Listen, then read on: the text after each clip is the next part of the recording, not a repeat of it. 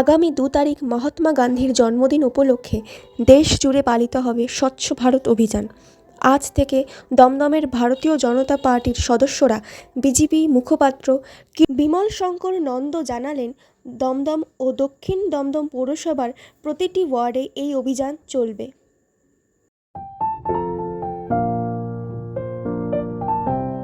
আমরা প্রোগ্রাম নিয়েছি মন্ডল 1-এর পক্ষ থেকে।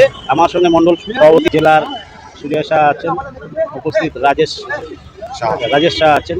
সবাইকে মিলিতভাবে আমরা যে অনুষ্ঠান নিচ্ছি সেটা হলো নরেন্দ্র মোদীর হাট স্বচ্ছ ভারত মানে উনি চাইছে রাজনৈতিকভাবে সারা ভারতবর্ষকে স্বচ্ছ ভারত মানে মুক্ত করতে চাইছে, আর তার সাথে সাথে যত জঞ্জাল পরিষ্কার পরিচ্ছন্নতা রাখতে হচ্ছে। তাই আমি বিশেষ উদ্যোগ নিয়ে 11 নম্বর ওয়ার্ড জয়ন্তপাল আমরা সবাই মিলে ওয়ার্ডটাকে পরিষ্কার করা, মুক্ত করা আর রাজনৈতিকভাবে আমরা মোকাবিলা করে এটাকে পরিষ্কার পরিচ্ছন্ন করতে পারি। আপনার নাম এবং পরিচয়? হ্যাঁ, নাম এবং পরিচয়। নাম বলুন। আচ্ছা, আমার 11 নম্বর শক্তি কেন্দ্র আর জয়ন্তপাল।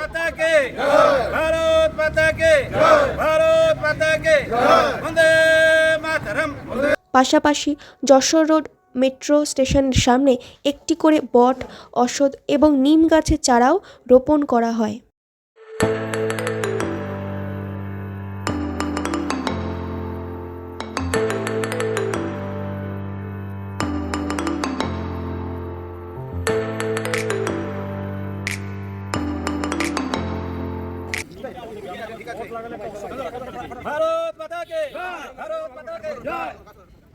নবনির্মিত যশোর রোড মেট্রো স্টেশনের সামনে রাস্তা ঝাড় দিয়ে এই অভিযানের সূচনা হলো।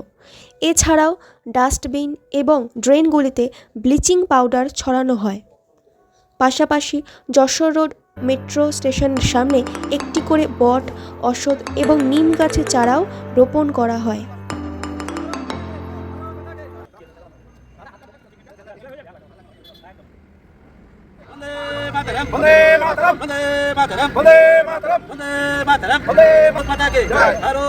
উপস্থিত ছিলেন দমদম মন্ডল 1-এর সভাপতি সৈমেন ঘোষ।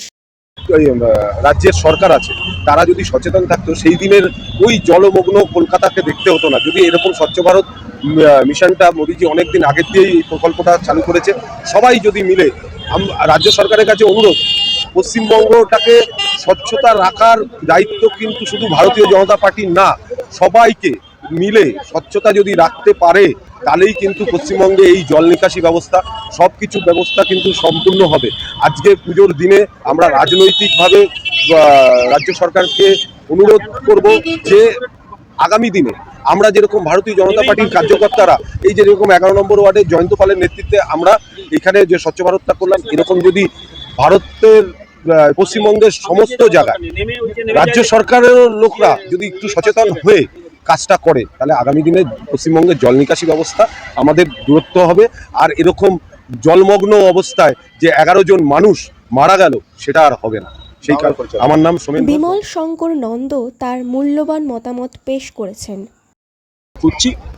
আগামী 2 অক্টোবর গান্ধী জয়ন্তী। আপনারা জানেন যে স্বচ্ছতা বা স্বচ্ছভাবে থাকার যে ভাবনা, সেটা মহাত্মা গান্ধীর ভাবনা চিন্তার মধ্যেই ছিল। মাননীয় প্রধানমন্ত্রী নরেন্দ্র দামোদর দাস মোদী 2014-তে দায়িত্ব নেওয়ার পর থেকেই একটি বিষয় তিনি পৃথিবীর সামনে তুলে ধরেছেন, যে একটা স্বচ্ছ ভারত, অর্থাৎ বাইরের মানুষ যখন আসবে দেশটাকে দেখবে যে একটা পরিষ্কার পরিচ্ছন্নতা এমন একটা দেশ যেন হয়। এবং তিনি উদ্যোগ নিয়েছিলেন স্বচ্ছ ভারত অভিযান, যেটা কেউ ভাবতে পারতো না যে ওপেন ডিফেকেশন বন্ধ করা যাবে। আপনি জানেন যে ভারতের প্রায় 50% মানুষ ওপেন ডিফেকেশন করতো, মানে বাথরুম বা অন্যান্য কাজগুলো বাইরে করতো। কি কষ্ট হতো মহিলাদের, বিশেষত সেটা হয়তো মহিলারাই জানেন। তো সেই কষ্টটা মাথায় রেখেই মাননীয় প্রধানমন্ত্রী কিন্তু স্বচ্ছ ভারত অভিযান করেছিলেন, এবং আমরা গর্বের সঙ্গে বলতে পারি যে সেটা সফল হয়েছি। আমরা স্বচ্ছ ভারত এখন সাফল্য অর্জন করেছে। এখন মোটামুটি 100% যে বাড়িতে সেখানে হয়ে গেছে, মানে বাথরুম টয়লেট তৈরি হয়ে গেছে। কিন্তু এটা তো চালিয়ে যেতে হবে, এটা মানুষের মধ্যে চেতনা তৈরি করতে হবে যে শুধুমাত্র আমরা একবার করে দিলাম আনুষ্ঠানিকভাবে, তারপর আর করলাম না, তা নয়। এই সচেতনতা চালিয়ে যেতে হবে। তাই পুজো এবং গান্ধী জয়ন্তীর আগে আমরা আজকে এখানে একটা স্পেশাল ড্রাইভ নিয়েছি। আপনারা জানেন যে এই অঞ্চলটা হচ্ছে দমদম পুরসভার 11 নম্বর ওয়ার্ড। এই অঞ্চলে আমরা শুরু করলাম। জয়ন্তদা এখানকার শক্তি কেন্দ্র প্রমুখ, তার উদ্যোগে এখানে আমরা স্বচ্ছ ভারত অভিযান এখানে তিনি অর্গানাইজ করেছেন। আমরা সবাই মিলে অনেকে এসেছি এবং এই অভিযানটা শুরু করছি। এই অভিযান চলবে, লক্ষ্য একটাই, স্বচ্ছতা, দুই হচ্ছে পরিবেশের জন্য গাছ লাগানো। আমরা এখানে 3টে গাছ লাগালাম, বট গাছ, অশ্বত্থ গাছ, নিম গাছ। এই গাছগুলো লাগিয়ে আমরা একটা পরিবেশ রক্ষার বার্তাও দিচ্ছি এবং স্বচ্ছতার জন্য আমরা কিন্তু আগামী দিনে আমাদের যে লড়াই চলবে, কারণ ভারতীয় জনতা পার্টি শুধু তো রাজনৈতিক দল বলে আমরা মনে করি না, এটা একটা সামাজিক সংগঠন। মানুষের সামাজিক চেতনা সেটা তৈরি করাও আমাদের দায়িত্ব।